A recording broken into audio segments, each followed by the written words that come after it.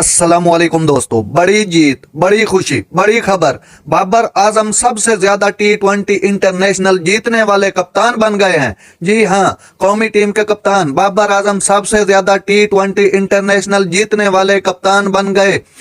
Dublin में खेले गए आयरलैंड के खिलाफ दूसरे T20 मैच में पाकिस्तान की जीत बाबर की क़यादत में 45वीं फतह थी। इनसे कबल इंग्लैंड के मॉर्गन बतौर कप्तान 44 मैचों में कामयाबी हासिल की थी।